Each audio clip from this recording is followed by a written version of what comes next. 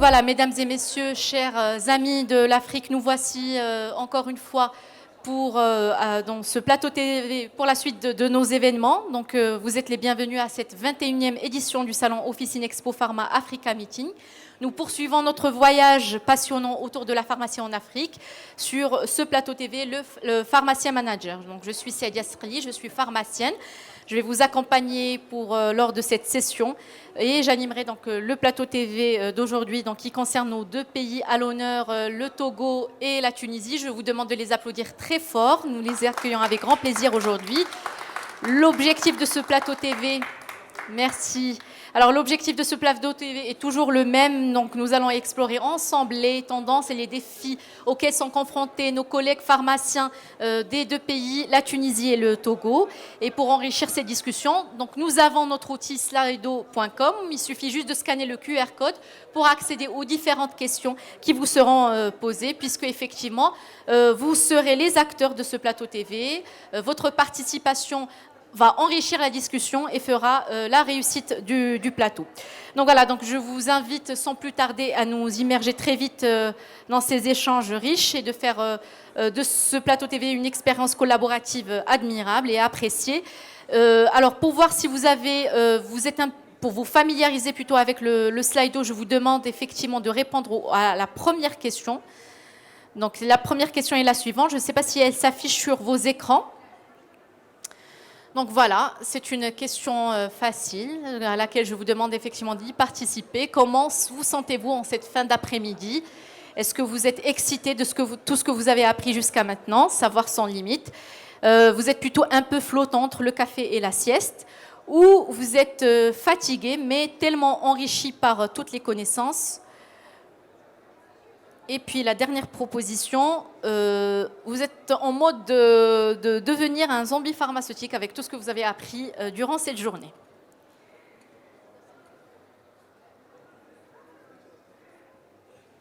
Donc voilà, donc je vous invite à répondre à cette question. Sachez que les réponses sont tout à fait anonymes. Vous avez le droit de répondre, de choisir celle qui vous convient le mieux.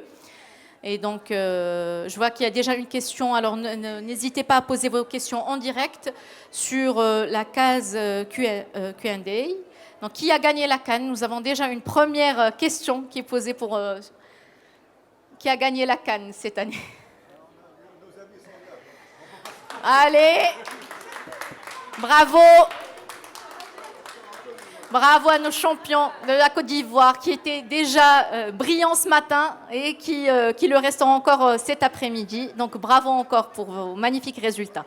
Donc voilà, vous avez testé donc cet outil, c'est très bien. Et je vous invite à le tester tout au long de ce plateau TV. Alors nous allons revenir à nos participants et donc à ma question. Voilà. Voilà, donc nous avons une majorité de personnes qui sont contentes de participer, excitées d'avoir appris plein de choses. Alors, quelques-uns sont flottants entre le café. Sachez qu'on vous propose également le café. Vous êtes invités effectivement à le prendre, bouteille d'eau ou café. Et si vous êtes fatigué, vous avez l'option eau également, mais j'espère que la fatigue se dissoudra au cours de ce plateau TV. Alors, nous allons passer donc à la deuxième question. Nous sommes intéressés de connaître votre provenance. Vous êtes de quel pays, s'il vous plaît? Donc, c'est une question avec un texte libre. Donc, je vous invite à saisir la réponse. Vous êtes également sur le Slido? Non. Pas encore. Vous avez le QR code qui est juste là, si vous voulez le scanner. Ou sinon, vous pouvez taper slido.com et alors, voilà. Scanner. Allez-y, ça sera plus simple, effectivement. Donc, nous avons une majorité de Maliens parmi nous, Marrakech, Lomé, Togo.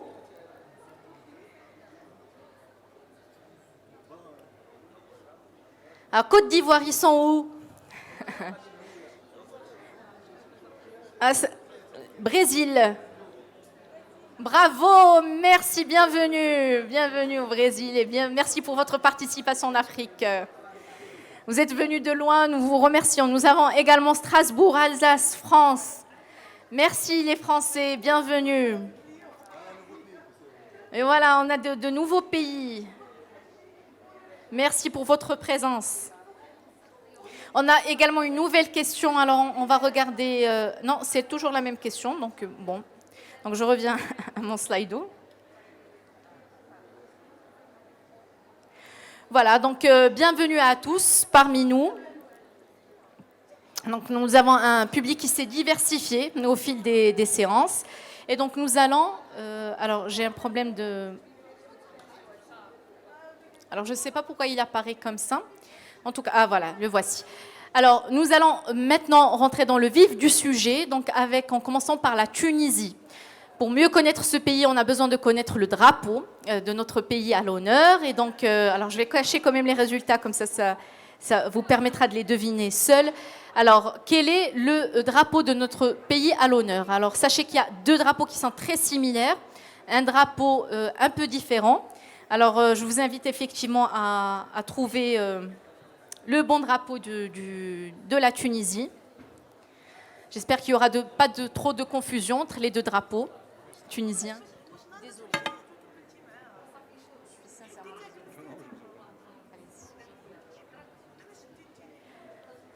Alors, donc nous allons passer en vue les résultats. Donc, c'est le drapeau numéro 1. Alors, Monsieur le Président, est-ce que c'est bien le bon drapeau?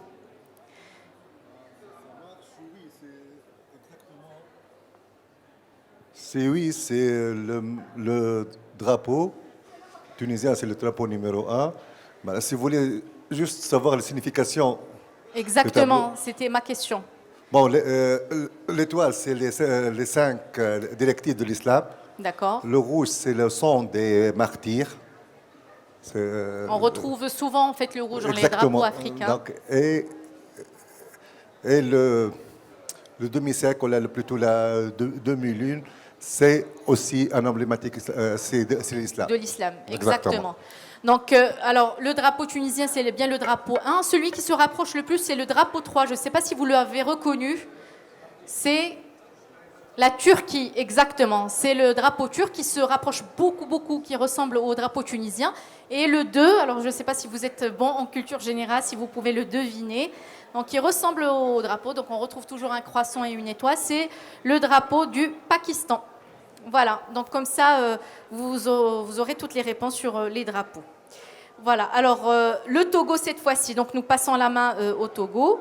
Quel est le drapeau du Togo? Notre pays à l'honneur. Alors c'est un peu plus compliqué, donc il y a des couleurs qui se ressemblent, mais bien entendu, il n'y a qu'une seule bonne réponse. Est-ce que c'est la réponse 1, 2 ou 3? Alors, toujours pas. Alors, vous pouvez voter. Alors, je vous invite peut-être à voter en levant la main. Alors, quelle est votre réponse? Le 3? Le 3. Le 3, bien sûr. Le 3, bien sûr. Vous êtes d'accord pour le 3? Alors, le Conseil de l'Ordre, que dit notre président, cher président? Merci beaucoup. Je remercie l'assistance qui a reconnu le drapeau de mon beau pays, le Togo. Et vous aurez remarqué, c'est les couleurs qu'on retrouve très souvent dans la plupart des drapeaux qu'on a en Afrique. Nous avons l'étoile blanche qui symbolise la paix. Vous avez cette étoile qui se retrouve dans un canton rouge. C'est le sang versé par les martyrs de l'indépendance. Après, vous avez des bandes d'égale largeur. Donc, le vert qui signifie l'espoir. La forêt, l'agriculture, c'est le socle du développement économique du pays. Et le jaune, c'est la foi dans le travail. Et c'est ce travail qui doit nous rendre indépendants. La foi dans le travail, c'est magnifique. C'est très beau comme message, ce que vous transmettez. Bravo, c'est un très beau drapeau que vous avez. Merci beaucoup pour ces explications. Merci. Et alors, du coup, je vous demanderai peut-être de reconnaître, c'est un peu plus compliqué, les deux autres drapeaux. Le drapeau 1, est-ce que vous l'avez reconnu? Oui, je pense que c'est la Centrafrique. Exactement, bravo, hein, Centrafrique. Et le 2 qui est beaucoup plus compliqué, c'est la Lituanie. Et donc on retrouve des drapeaux d'Afrique dans la Lituanie. Moi j'ai trouvé que c'était marrant, enfin amusant de le mettre. Donc voilà, merci infiniment pour ces explications. Alors sans plus tarder, nous allons aborder des choses un peu plus... qui vous concerne beaucoup plus en termes de population, en termes de description du pays. Alors, par rapport à la population estimée de Tunisie, donc en nombre d'habitants, alors est-ce que vous pensez que c'est 12 millions, 24 millions ou 48 millions? Alors, je vais encore une fois cacher les résultats pour vous permettre effectivement de trouver le résultat sans être influencé par les autres participants du public. Alors, vous êtes pour la première, deuxième ou troisième proposition? Première, 12 millions. 12 millions d'habitants. Alors, est-ce que c'est là? On va voir ce que les autres ont répondu. Alors, les avis sont partagés entre 24 et 40 millions. Très peu de gens ont répondu 12 millions. Est-ce qu'il y a d'autres réponses dans le public pour ceux qui n'ont pas encore voté? Sinon, je vous demanderai de nous donner la bonne réponse, s'il vous plaît, Monsieur le Président. Oui, c'est 24 millions divisé par 2. Voilà, donc c'est 12 millions. Donc, vous aviez la bonne réponse. Bravo, hein. Excellent. Il y avait pourtant une majorité de 24 millions. Ce ne sera peut-être pas pour tout de suite, mais dans les années, dans l'avenir. On n'aura pas assez d'espace. Assez d'espace. Alors, c'est une question qui va sur par rapport à la superficie du pays. En tout cas, 12 millions, c'est un chiffre à retenir parce que vous allez pouvoir le rapporter par rapport au nombre de pharmaciens par habitant. Donc, merci pour cette bonne réponse. Et maintenant, nous passons la main au Togo. La population du Togo en nombre d'habitants. Alors, moins de 5 millions, entre 5 et 10 ou plus de 20 millions.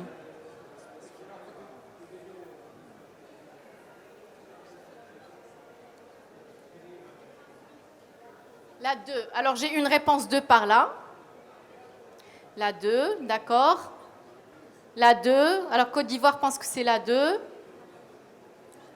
Alors, pour ceux qui viennent de nous rejoindre, n'hésitez pas à scanner le QR code qui se trouve tout en haut de l'écran pour nous rattraper et rejoindre effectivement le plateau TV et répondre aux différentes questions. Alors voilà, donc alors la majorité ont répondu entre 5 et 10 millions. Monsieur le Président. C'est effectivement la bonne réponse. La population du Togo est autour de 8 millions d'habitants. D'accord, donc 8 millions d'habitants au Togo. Exactement. 12 millions en Tunisie. D'accord. Voilà, donc ce sont des populations qui se rapprochent en termes de taille. Et nous allons voir ensuite pour ce qui est de la superficie. Donc, quelle est la superficie en kilomètres carrés de la Tunisie? Alors, je vous laisse trouver. Alors, est-ce que c'est moins de 150 000 kilomètres carrés, entre 150 000 et 200 000 kilomètres carrés, ou plus de 200 000 kilomètres carrés? Alors, c'est une question pour un champion, parce que les superficies se rapprochent un petit peu, mais après, il faut trouver la bonne réponse. Alors, Côte d'Ivoire, est-ce que vous avez trouvé la bonne réponse? Qu'est-ce que vous avez répondu?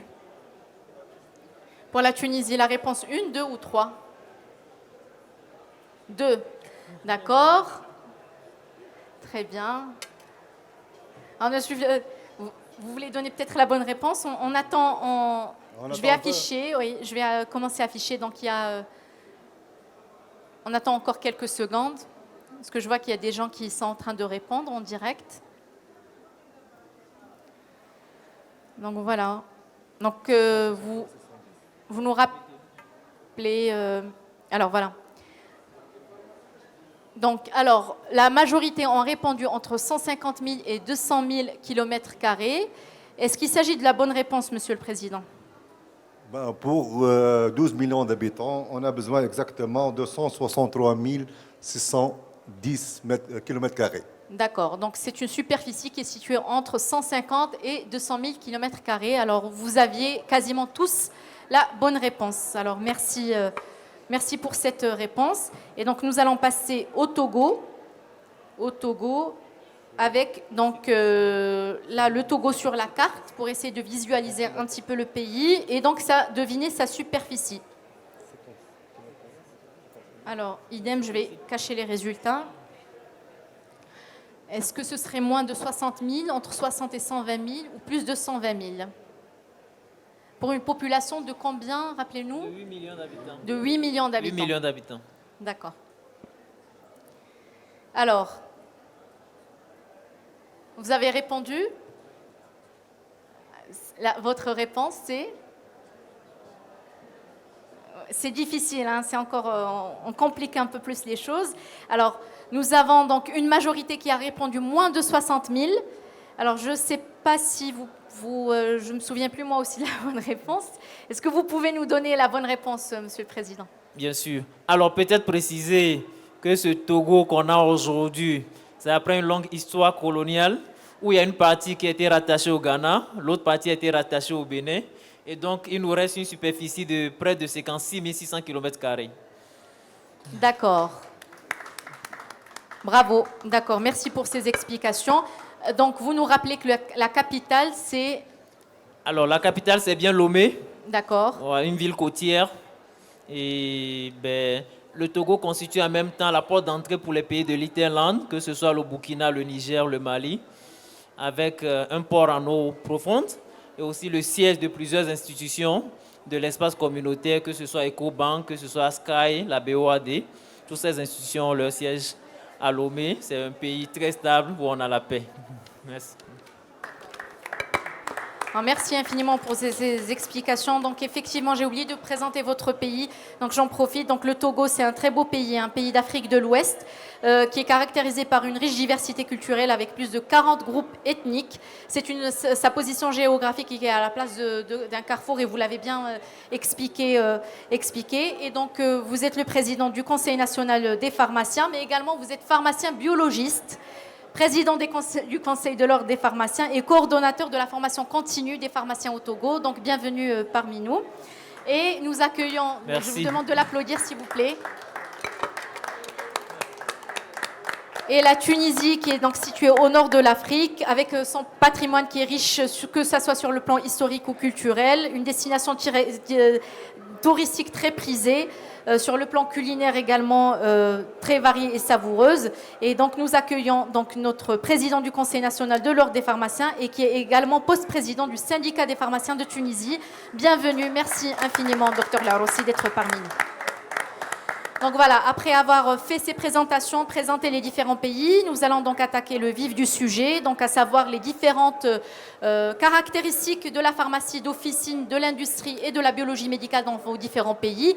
Et donc nous allons tout d'abord commencer par la Tunisie. Parmi ces affirmations, lesquelles sont justes?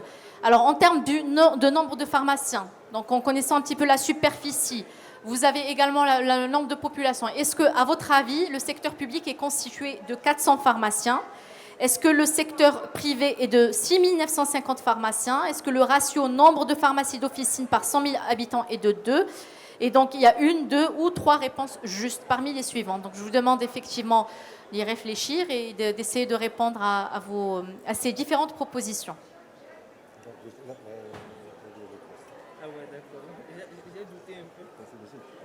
Alors, d'après vous...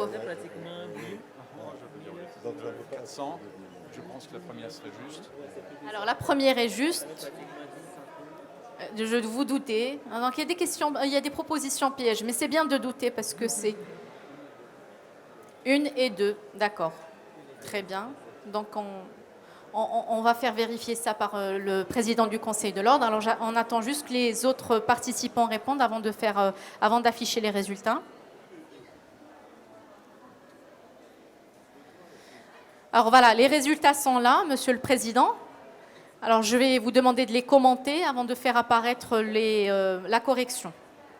Donc une majorité pense qu'il y a 400 pharmaciens dans le secteur public. Est-ce que c'est vrai ou est-ce que c'est faux? C'est vrai. C'est vrai. Donc alors ce sont des pharmaciens qui appartiennent à de quel profil, je veux dire? Est-ce que ce sont des pharmaciens hospitaliers, administratifs, du secteur oui, public? pour les secteurs publics, ça englobe les pharmaciens à l'hôpital, que ce soit les pharmaciens biologistes ou les pharmaciens qui travaillent dans le secteur public. Et aussi, il y a de l'administration dans les organismes de régulation et dans les différentes sociétés étatiques. D'accord, parfait. Alors, 400 dans le secteur public, 6 900 dans le secteur privé, est-ce que c'est vrai? Oui, c'est vrai. Donc, c'est énorme le nombre de pharmaciens que vous avez dans le secteur privé par rapport au secteur public. Alors, il y a vraiment un choix qui s'oriente vraiment dans le privé C'est l'État pour des raisons particulières? Oui, c'est l'État qui ne recrute pas beaucoup. D'accord. un secteur privé. Est-ce que le besoin y est ou pas? Oui, bien sûr, oui. C'est un secteur privé en pleine expansion, avec une expansion du marché de l'industrie pharmaceutique qui demande D'accord.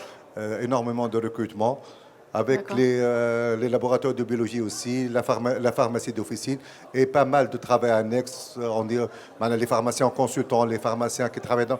Il y a pas mal de métiers. On sait que le diplôme de pharmacie, c'est le diplôme qui a la plus forte capacité d'embauche. Donc c'est pour cela qu'on trouve beaucoup de pharmaciens. plus de pharmacies en secteur privé que le secteur public. D'accord, très bien. Et donc, du coup, en fonction de votre population, cela fait 2 pharmaciens par 100 000 habitants. Donc, on est à peu près dans les moyennes d'Afrique, on est autour de 2, 3, 4, 5 pharmaciens par 100 000 habitants. Donc, pardon, vous voulez apporter un complément? Voilà. Alors, nous allons passer maintenant la main au Togo. Alors, le Togo, à votre avis, quelles sont les bonnes réponses? Le nombre de pharmaciens du secteur public est de 350. Celui du secteur privé est-il équivalent au secteur public? Et le quota est de 4 pour 100 000 habitants.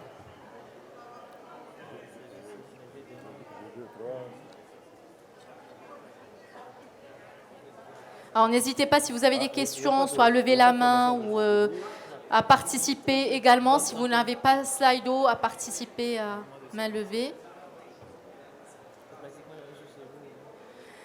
Alors, nous avons donc des résultats qui sont partagés entre le secteur privé et public. Voilà, les résultats, ils évoluent également. Une majorité qui pense que le secteur privé est constitué de 350 pharmaciens. 50% sont d'accord que le secteur public est également constitué de ce nombre-là. Et puis, la dernière proposition paraît compatible. Alors, qu'en dites-vous, Monsieur le Président? D'accord. Merci beaucoup. Je pense que la première proposition, elle est juste. On a environ près de 400 pharmaciens dans le pays, dont la majorité dans le secteur privé, 350, un peu comme en Tunisie. Le secteur public, nous avons plutôt la 10e partie. On a une trentaine de pharmaciens dans le secteur public. Par les mêmes préoccupations, le secteur public n'est pas très attractif par rapport au secteur privé qui se développe. Et le ratio nombre de pharmacies d'officine par 1000 habitants, autour de 4. D'accord, donc on retrouve le même ratio que les autres pays d'Afrique et effectivement une prédominance des pharmaciens privés dans le secteur. Alors, nous allons maintenant passer à la spécialité de la biologie médicale et nous aimerions effectivement avoir un peu plus d'informations là-dessus. Alors, pour ce qui est en fait du nombre de laboratoires de biologie médicale, alors pour ce qui est de la Tunisie, est-ce que vous pensez qu'il y a approximativement 100 laboratoires de biologie sous la responsabilité de pharmaciens ou moins?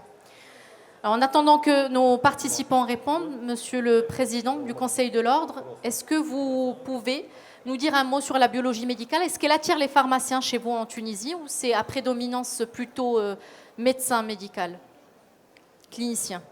Bon, pour la spécialité de biologie, c'est un concours de résidence que les pharmaciens le Donc passent. vous avez 5-6 ans, 6 de ans et formation après de base. c'est un concours de résidence et un nombre de places bien déterminé. À une certaine époque, c'était une spécialité destinée exclusivement pour les pharmaciens.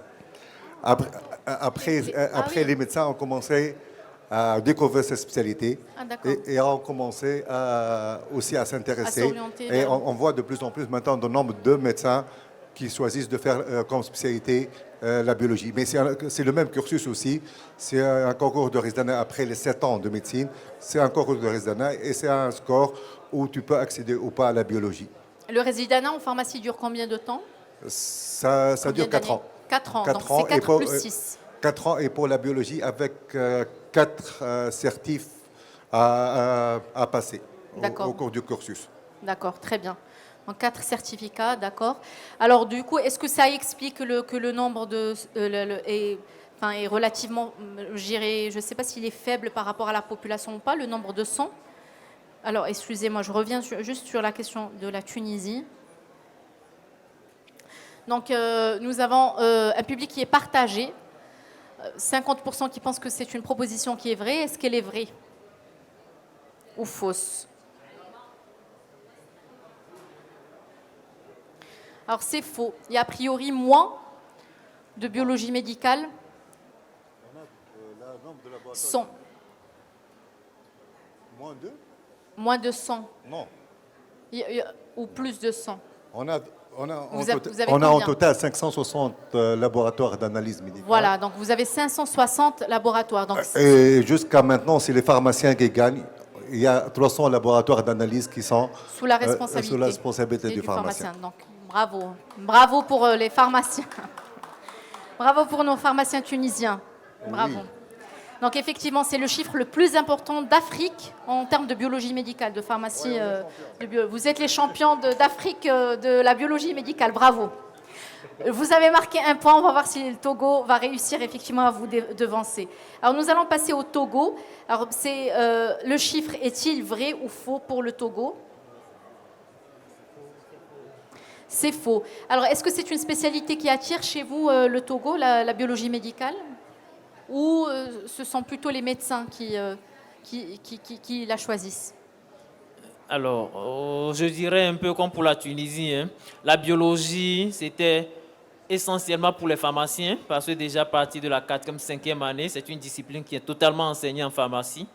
Mais après, le marché de l'emploi absorbe beaucoup plus dans le secteur officinal, la grossisterie, l'industrie, ce qui fait que la biologie n'est pas très prisée. Et on a vu beaucoup de médecins qui arrivent à la biologie, ce qui fait aujourd'hui en termes d'effectifs, ils sont plus nombreux, que ce soit sur le plan général, les médecins sont plus nombreux que les pharmaciens. Et donc, quand on va vers la biologie, on a plus de médecins biologistes que de pharmaciens biologistes également. La formation n'était pas disponible au pays, mais il y a de cela 5 ans, nous avons aujourd'hui la spécialisation en DES de biologie médicale, ce qui fait qu'on arrive à former plus de pharmaciens biologistes. Et donc, le nombre commence par s'améliorer. Par augmenter. Vous êtes vous-même pharmacien biologiste? Bien sûr, j'ai fait ma formation à l'étranger aussi. D'accord, très bien. Le DES, il dure combien d'années? 4 ans. 4 ans, Ouais. comme les autres pays. Ouais. Parfait. D'accord, très bien.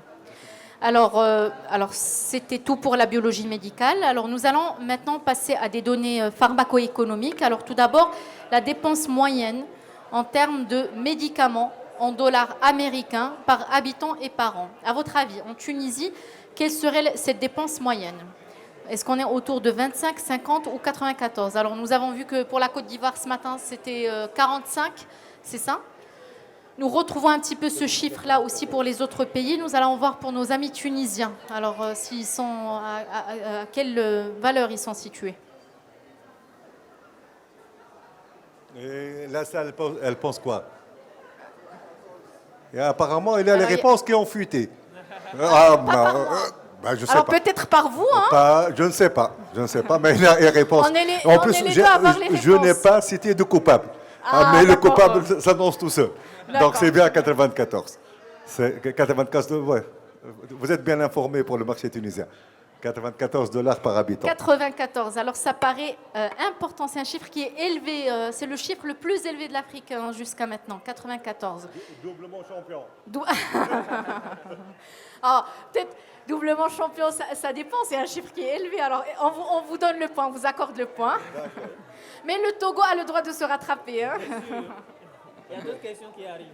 Exactement, il y a d'autres questions. Le match n'est pas encore terminé. Hein, et on peut encore marquer des points même avant la fin. Non, il y a l'exemple de la Côte d'Ivoire, donc on n'a pas peur. Ah, d'accord, exactement. Bravo, hein, bravo.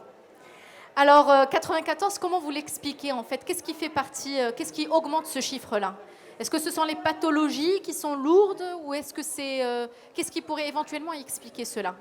Non, ça s'explique par la couverture médicale universelle en Tunisie. Qui est à peu près de combien de... Elle est à 100%, donc elle assure, oui. c'est avec deux mécanismes différents, soit aux trois mécanismes, soit avec le filière tiers payant, soit en remboursement, soit le système, l'hôpital aussi. Et pour les indigents, il y a un autre système qui a été mis en place pour leur permettre d'avoir leur médication, ce qui explique ce chiffre-là. C'est ce qui favorise finalement la consommation quand il y a...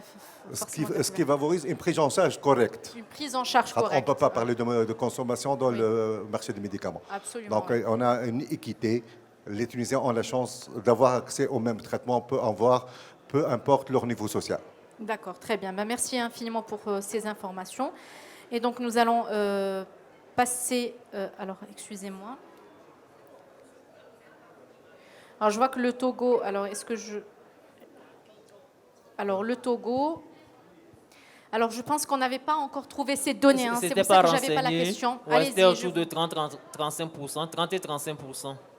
35 dollars. Non, non, mais 30 à 35 $. Dollars Ouais, par habitant. habitant. Ouais, ouais. Votre couverture, elle est à quel taux? Alors, on était à l'assurance maladie obligatoire juste pour les fonctionnaires du public. On était pratiquement à 6%. Et cette année, nous allons commencer l'assurance maladie universelle. D'accord, Ce très qui bien. explique ce faible taux aussi. Ce faible taux, Ouais, de absolument. couverture. D'accord, ben, merci pour ces chiffres-là. Ça nous permet de mieux connaître effectivement la couverture au sein de vos pays.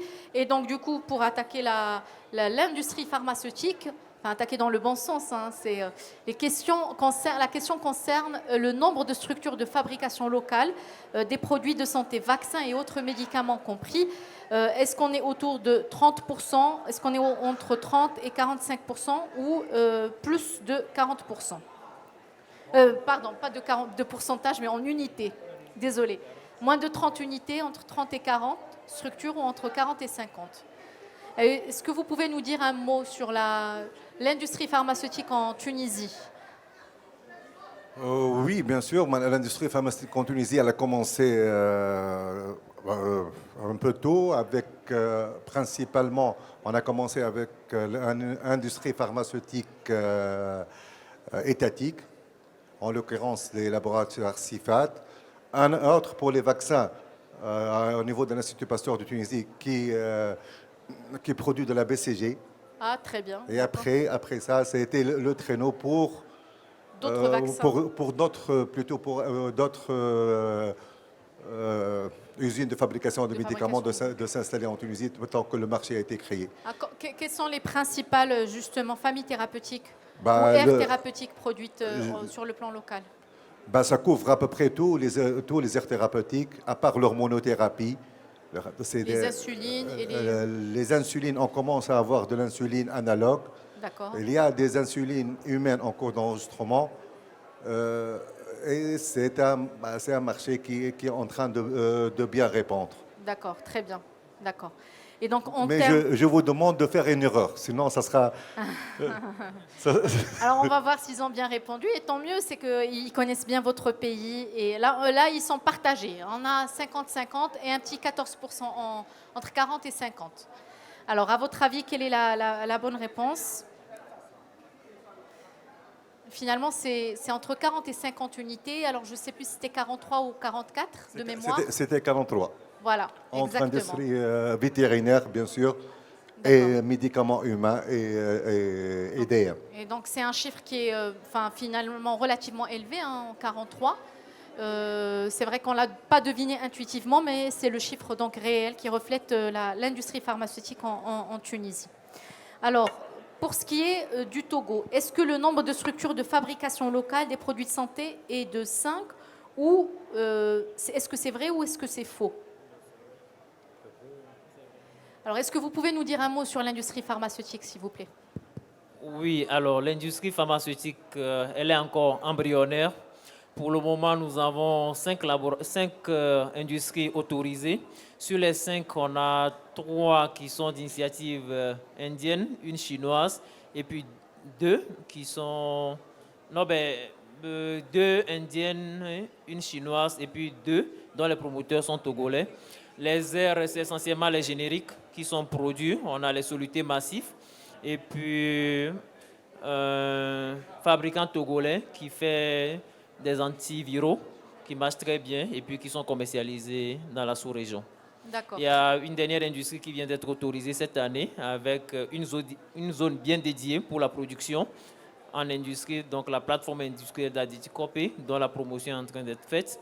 Et donc, il y a une dernière industrie qui vient d'être autorisée. D'accord, très bien.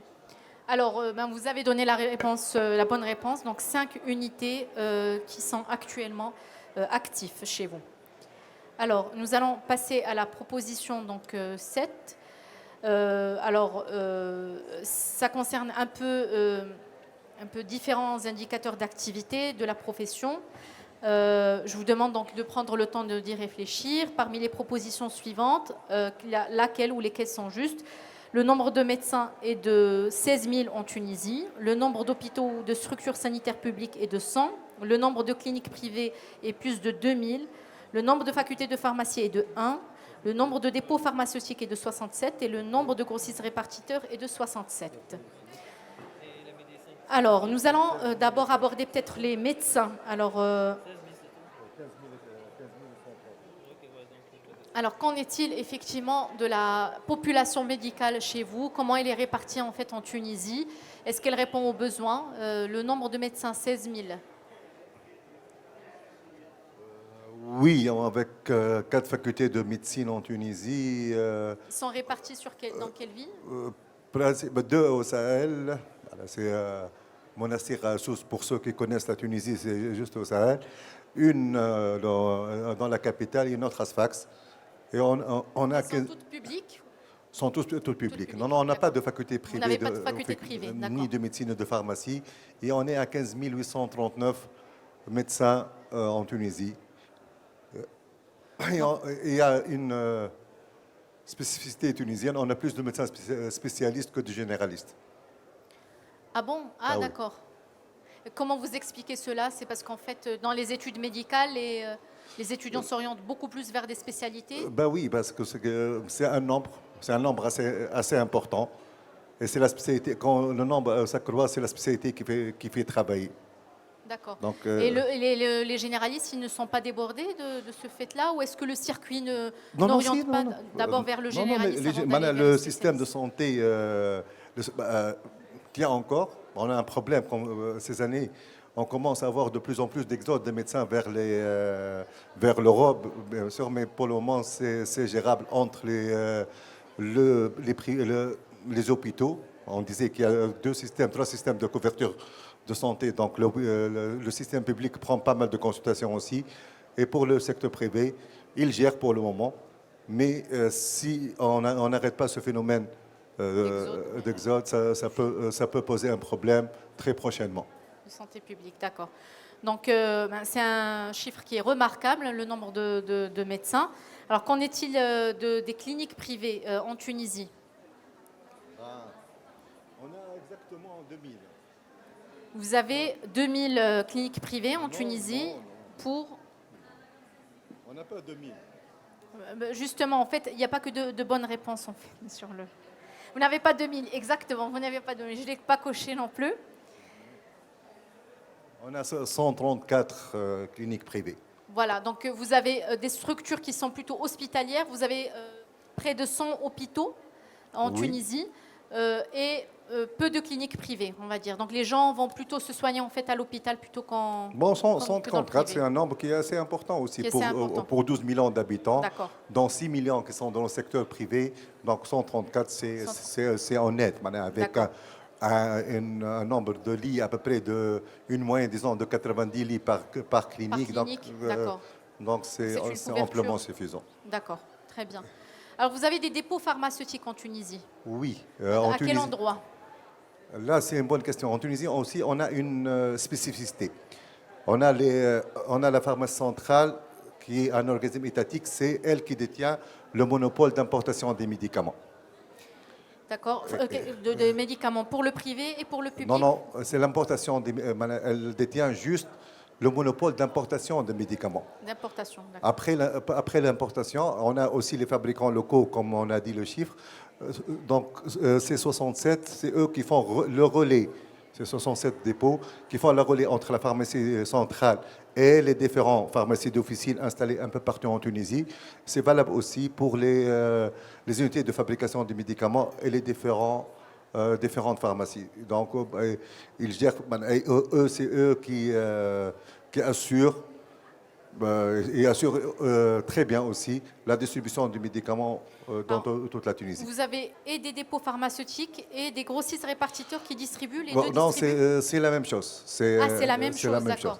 D'accord. Donc ce n'est pas dans la notion dépôt pharmaceutique, d'accord, très bien.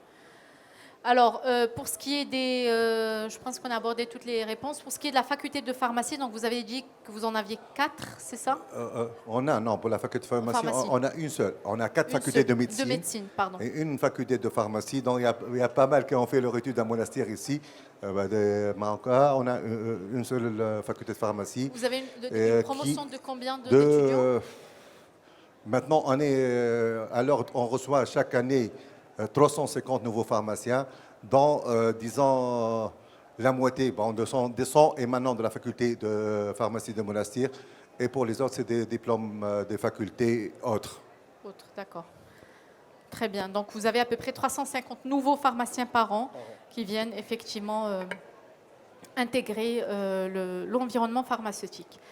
Alors, je ne sais pas si vous aviez d'autres choses à rajouter pour la Tunisie. Est-ce que vous avez des questions pour la Tunisie ou on laisse les questions plutôt vers la fin avant de répondre? Alors, je vois qu'il y a une question ici. Alors, quelle proportion la production locale du Togo couvre par rapport aux besoins en médicaments du pays? Alors, votre production locale, elle couvre quelle proportion par rapport à vos besoins?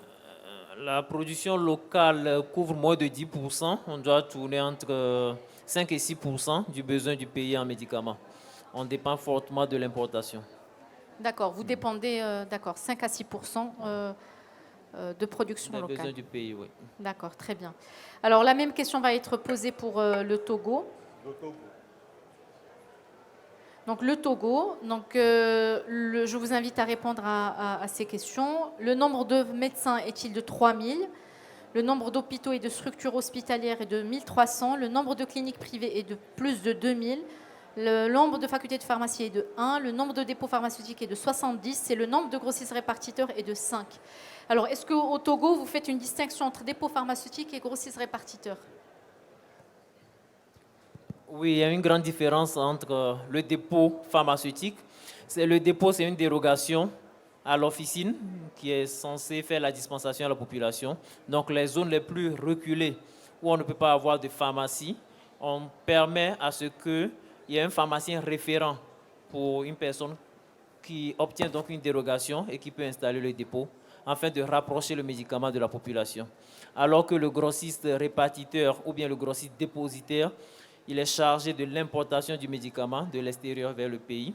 Le dépositaire s'arrête à ce niveau. Le répartiteur fait la répartition dans le pays vers les pharmacies et les formations sanitaires. D'accord, très bien. Donc, merci pour ces précisions et cet éclairage. Et donc, nous allons découvrir et commenter ensemble les différentes réponses de nos participants. Alors, donc voilà, 100% des participants pensent que effectivement le nombre de dépôts est de 70. Est-ce que vous pouvez confirmer cette réponse, s'il vous plaît?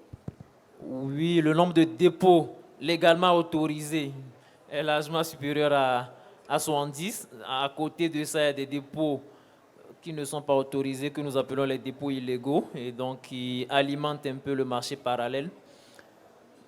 Voici ce qu'il en est pour les dépôts pharmaceutiques. Parfait, merci infiniment. Alors, le nombre de grossistes répartiteurs est bien de 5. Oui, le nombre de grossistes répartiteurs est de 5. Dans ces grossistes, on a un grossiste étatique, c'est la centrale d'achat des médicaments essentiels génériques. Et cette centrale est chargée d'approvisionner les formations sanitaires publiques en médicaments essentiels génériques. Et à côté, nous avons les grossistes privés qui fournissent les médicaments aux pharmacies privées. D'accord, très bien. Alors, on voit que finalement le nombre de grossistes répartiteurs rejoint en fait le nombre qu'on retrouve en Tunisie. Vous êtes à 70 alors qu'ils sont à 65. Donc finalement, la répartition est similaire. Et pour ce qui est des médecins, est-ce que vous êtes à 3000 médecins? Oui, si, on doit être plus que ça. Je pense qu'on a le même problème aussi en termes des autres pour les médecins. On a la plupart qui partent soit pour l'Occident, pour l'Europe, pour les spécialisations, après restent là-bas. Et actuellement, au niveau du pays, on a pratiquement 3000 médecins. 3000 médecins, Oui. Une majorité de généralistes ou de spécialistes, vous direz? On a pratiquement les deux, les D'accord. généralistes comme les spécialistes, D'accord. parce qu'on a pratiquement toutes les spécialités. Et D'accord. donc, les médecins sont formés sur place. Peut-être D'accord. pour des formations pointues, d'autres vont faire des stages à l'extérieur. Le nombre d'hôpitaux et de structures sanitaires est de 1300? Ouais, 1300, ce sont des données de 2001. Donc, on a essayé de regarder, de 2021, je dirais. On a regardé un peu les données de 2022. Le nombre de formations sanitaires publiques est autour de 2000. Donc, Sanitaire public. oui, sanitaire public. Le système sanitaire est conçu sous forme de pyramide. Et donc, l'entrée dans cette pyramide passe par ce que nous appelons les unités de soins périphériques qu'on peut avoir dans les coins les plus reculés. C'est le niveau tertiaire. Le niveau primaire de la pyramide, c'est la base. On a beaucoup plus d'unités de soins périphériques. Donc, du niveau primaire, on va au niveau secondaire où nous avons les hôpitaux de district. Et puis, à le niveau tertiaire, nous avons les hôpitaux régionaux et les CHU, les centres hospitaliers universitaires. Universitaire. Vous avez combien de CHU? On a 3 CHU, donc 2 à Lomé et puis 1 à Kara. C'est la deuxième ville la plus importante du pays. Très bien, bravo. D'accord. Et alors, et le nombre de... Nous allons passer à l'enseignement. Vous avez une faculté de pharmacie, une promotion de combien d'étudiants à peu près par an? Alors, on a une faculté de pharmacie qui a commencé dans les années 2005. Ça fait pratiquement 19 ans. Et c'est la seule dans le pays, donc située à Lomé. Nous avons 2 facultés de médecine, une à Lomé, l'autre à Kara. Et cette faculté de pharmacie avait commencé par des promotions de 2 pharmaciens. Progressivement, on est allé après près de 5 ans à des promotions de 5. On est arrivé après 10 ans à des promotions de 10. Aujourd'hui, compte tenu des besoins réels que nous avons dans le pays, on a des promotions de 30 à 50. C'est parce qu'au départ aussi, il y avait le numerus clausus avec un tronc commun entre médecins pharmaciens. Et donc, c'est très sélectif avec les mêmes critères qu'on a dans la sous-région. Il faut avoir au-delà de 12 à 14 dans les matières scientifiques avant de pouvoir accéder à la formation. Ce qui fait aujourd'hui qu'on a pas mal de Togolais qui sont dans les autres pays, notamment au Sénégal, au Mali, même en Côte d'Ivoire, qui sont en train de se faire former en pharmacie. D'accord. Et qui théoriquement reviendront Oui, chaque année, on a pratiquement une vingtaine de pharmaciens qui reviennent de l'étranger pour venir s'inscrire et puis exercer soit à Lomé, repartir pour aller faire d'autres spécialisations afin de revenir servir le système. et enrichir la population pharmaceutique. Donc, Exactement. très bien. Ben, merci infiniment pour ces précisions. Le nombre de cliniques privées n'est pas de 2000, n'est-ce pas? Non, le nombre de cliniques privées doit tourner autour de 400. Mais là-bas aussi, il faut faire la part entre les cliniques privées autorisées et puis tout ce que nous avons comme centres de soins privés, soit dans les garages, soit dans les maisons closes. Donc, je pense que l'État est en train de faire un système, de faire un travail sérieux en termes de recensement déjà de ces structures, de vérification de leur licence et puis également des médecins autorisés à détenir ces structures. D'accord. Merci infiniment pour ces précisions et cet éclairage. Alors, je ne sais pas s'il y a des personnes dans le public qui souhaitent poser des questions. C'est le moment. Si vous voulez avoir plus de précisions par rapport à un pays ou à un autre, si vous voulez prendre la parole, bien entendu. J'ai une question, mais la réponse n'est peut-être pas aisée. C'est le taux de féminisation des professions de santé. C'est une question importante pour le présent et le futur. Pour les 2 pays? Pour les 2 pays, oui, s'il vous plaît. Si c'est possible, parce que c'est possible. Excusez-moi, moi, je n'ai pas compris votre question. Alors, je ne sais pas si je suis la seule. Ah, féminisation, j'ai compris. Fidélisation, excusez-moi. Féminisation, oui. si. D'accord, désolé, merci. Non, ben, c'est une problématique qui est traitée. Et nous, l'année dernière, chaque année, on fait le ratio. On est pratiquement à 49% de femmes contre 51% d'hommes. Ouais. D'accord. Nous, on a la chance, par contre. On a la chance, au niveau de la faculté de pharmacie de Monastir, on a 75% quand même de futurs pharmaciens qui seront des femmes. Donc c'est une chance pour la Tunisie que les professions se féminisent autant. En Côte d'Ivoire, pour le moment, on a 50-50. Vous avez dit quitter absolument. Mais les femmes arrivent en force. Il y a même une tendance pour la médecine où les femmes arrivent en force. Je ne sais pas si c'est le cas également en France ou les autres pays, partout. Finalement, les femmes arrivent en force partout. Quel que soit. Ils sont plus intéressants. Chez nous, on est obligé de trouver un prix pour les premiers garçons qui ont des bonnes notes, parce que ce sont toutes les filles qui ont les bonnes notes. C'est elles qui ont tous les prix. Et j'ai envie de dire, même le public, il y a quand même des femmes qui sont en force. Ça c'est vrai. J'aurais une question pour le... Ah. Bon, je me nomme Tandamba Ange. Je suis étudiante en 2e année de pharmacie à Marrakech ici. Je suis burkinabé. Et je voulais savoir au Togo, après, quand les étudiants vont à l'étranger et reviennent, comment ça se passe leur intégration dans le monde du travail? Merci. Cette excellente question. Merci infiniment. D'accord. Je pense que je parlerai pour le Togo, mais peut-être pour l'espace, parce qu'aujourd'hui, nous avons l'espace UEMOA, l'espace CEDEAO, où nous prônons la libre circulation des professionnels de santé. Et donc, systématiquement, on a aussi en Afrique, l'espace CAMES, c'est le Conseil africain et malgache de l'enseignement supérieur. Donc, toutes les facultés publiques de ces différents pays, lorsqu'on a un diplômé, systématiquement, on suppose que c'est le même curricula. Et donc, en termes de reconnaissance des diplômes, ça se passe très facilement au niveau des ministères de l'enseignement supérieur et de la recherche. Donc, on demande à tous ceux qui sont détenteurs de diplômes étrangers de passer par le ministère de l'enseignement supérieur pour faire la reconnaissance de leur diplôme. Et après, au niveau des autres, nous pourrons les inscrire facilement. Et ce qu'on demande, même si vous réalisez votre étude dans un pays étranger, avant de chercher à exercer dans ces pays-là, vous revenez dans votre pays d'origine, vous venez vous inscrire et puis après vous demandez une lettre d'introduction pour aller vers le pays d'accueil afin d'être soit enregistré lorsque vous avez un contrat sur un délai donné ou bien d'être inscrit lorsque vous voulez exercer et probablement peut-être s'établir dans ce pays. Donc c'est vraiment bien organisé dans l'espace. Merci. Alors merci pour cette réponse. Vous voulez peut-être la Tunisie, je ne sais pas si non, la Tunisie n'est peut-être pas concernée par cette Je peux répondre si vous voulez.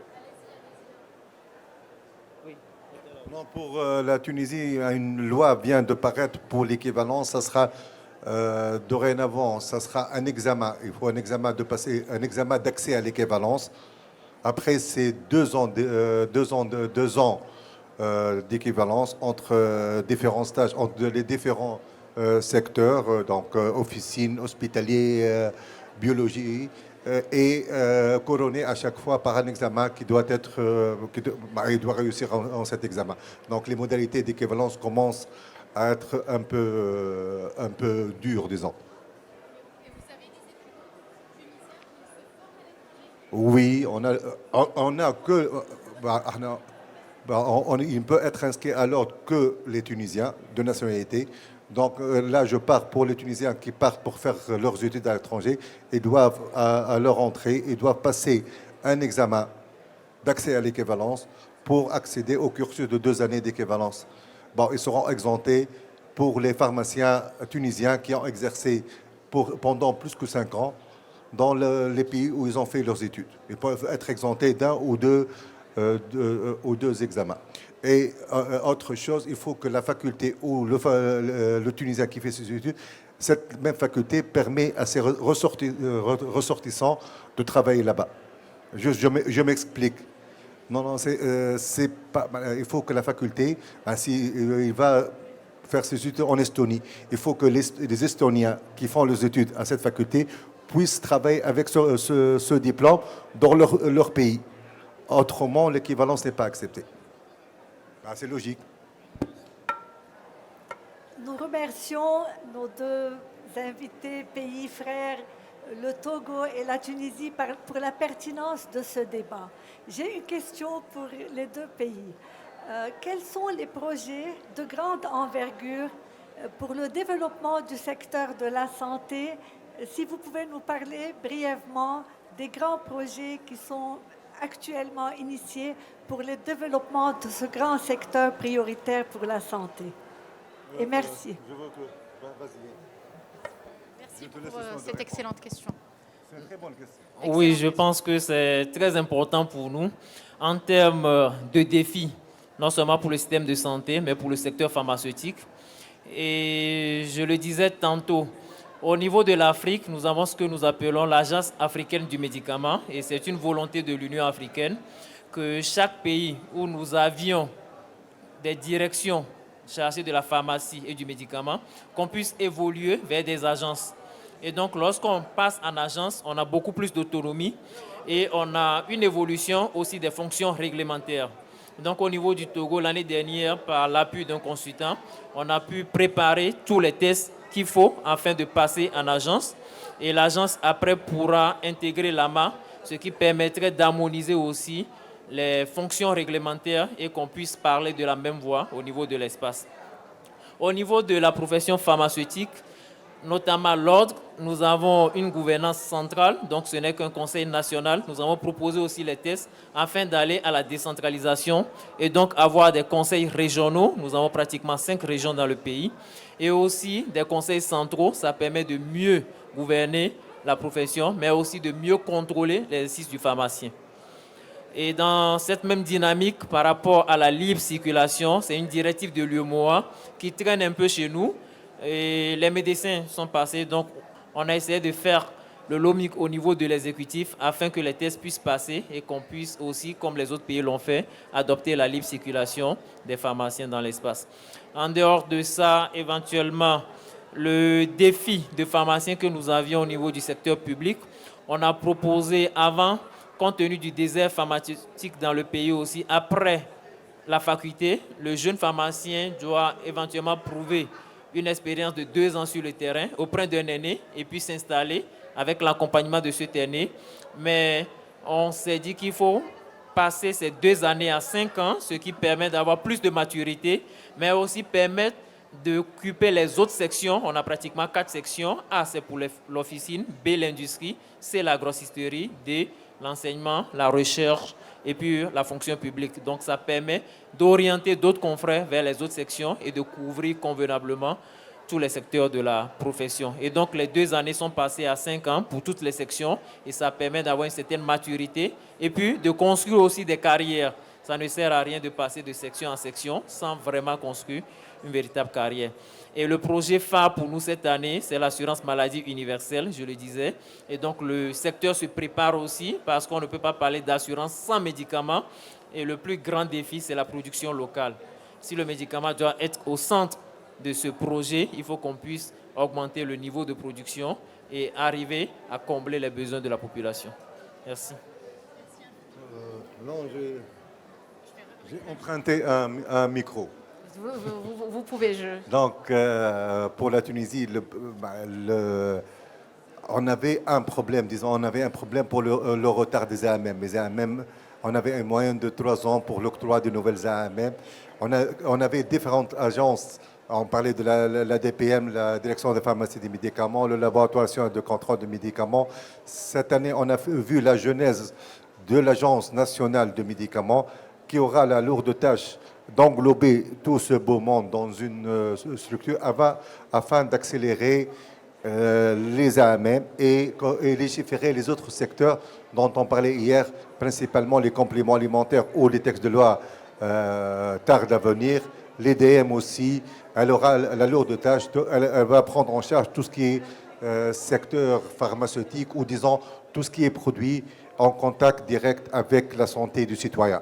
Donc c'est le plus grand projet que l'État tunisien est en train de travailler dessus. Alors ce sont de beaux projets qui s'annoncent pour l'avenir. Merci infiniment de nous avoir fait part de ces beaux projets. Et puis ça peut être effectivement une porte de discussion. Merci. Également pour les autres pays, pour de futures collaborations. Nous arrivons au terme de ce plateau TV. Alors je ne sais pas si vous avez d'autres questions dans la salle ou d'autres commentaires. Pardon.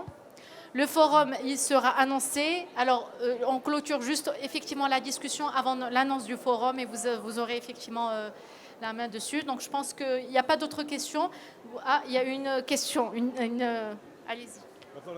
La question sera à 5 euros. Une question sur la digitalisation, donc la diffusion de l'informatique et de moyens qui permettent à la fois de la comptabilité analytique sur les produits, la connaissance de circuits du médicament, et peut-être l'informatique au service du déploiement de la couverture maladie universelle. Comment ça se passe dans les pharmacies? Est-ce qu'elles ont un dossier? Est-ce qu'elles sont interconnectées? Et est-ce qu'il y a un dialogue interprofessionnel grâce à une informatique qui pourrait peut-être s'unifier en restant protégée, bien sûr? Donc, pour nous, pour la Tunisie, là, on parlait de l'assurance maladie qui est mise en place depuis maintenant presque une vingtaine d'années, disons. Bon, au niveau des pharmacies, on a les propres logiciels de gestion de pharmacie qui nous permettent d'avoir toutes les informations nécessaires à faire la bonne gestion. Cette année aussi, l'assurance maladie, elle s'appelle la CNAM chez nous, elle est en train de préparer sa carte vitale où on pourra consulter en première étape le plafond du patient, parce que c'est par maladie ordinaire, il est plafonné à peu près à 100 euros par... maintenant, ça sera à 170 euros par assuré. Et après, ça dépend aussi du nombre de ses enfants, en premier lieu. Et en second lieu, ça nous permettra d'accéder à ces anciens traitements, pas en dossier pharmaceutique proprement dit, mais le maximum d'informations possibles pour garantir le maximum de sécurité, la sécurité pour le patient, surtout le risque de chevauchement de deux traitements qui sont équivoques. Ouais, j'ai déjà un micro. Merci beaucoup, Président. Je vous renvoie. Merci. D'accord. Merci. La question de la digitalisation pour nous au niveau de l'ordre se pose sur deux volets. D'abord, sur le plan intrinsèque pour nous en tant que professionnels de santé. Donc, il faut qu'on puisse aller soit vers ce que nous appelons aujourd'hui la e-pharmacie. On a beaucoup de demandes en ligne. Est-ce qu'on va éventuellement s'arrimer sur ce qui se fait en Occident, où il y a déjà des licences physiques qui sont disponibles, permettre à ce qu'on puisse faire l'extension vers des licences en ligne? La question demeure et donc on a essayé de l'aborder dans nos nouveaux tests en se disant qu'il faut qu'on puisse garder toujours notre code de déontologie et l'arrimer à tout ce qui doit être fait en ligne. Et ce n'est pas encore autorisé légalement chez nous, ces tests ne sont pas encore passés.